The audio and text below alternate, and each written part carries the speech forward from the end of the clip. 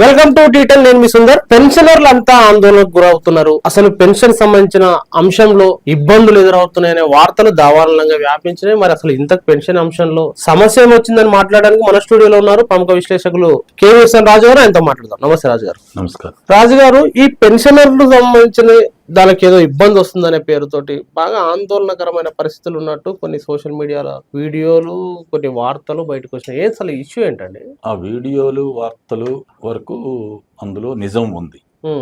ఎందుకు అని అంటే 2025-26 బడ్జెట్ ఫైనాన్స్ బిల్లు ప్రవేశపెట్టడంతో పాటు కేంద్ర ప్రభుత్వ ఉద్యోగులుగా ఉండి రిటైర్ అయిన వారికి పెన్షన్ అన్నది వస్తుంది.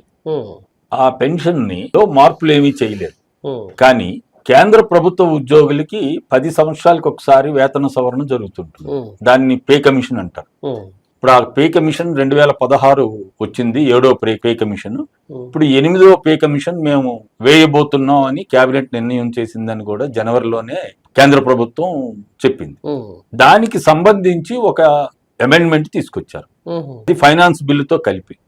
దాంట్లో సారాంశం ఏంటి అని అంటే, పే కమిషన్ లో తేదీ పే కమిషన్ రికమెండ్ చేస్తుందో దాని నుంచే ఇస్తాం తప్ప అంతకు ముందు ఉన్న వాళ్ళకి ఇవ్వవు అని చెప్పేసినాను.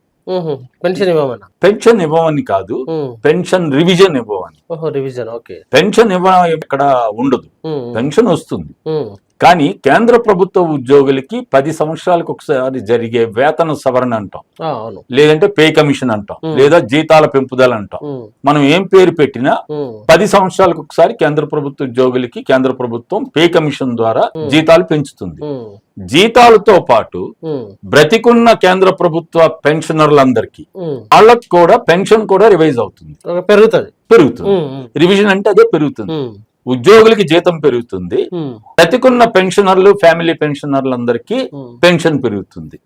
ఇప్పుడు ఆ పెన్షన్ పెరుగుదల పెద్ద ప్రశ్నార్థకం చేసింది కేంద్ర ప్రభుత్వం.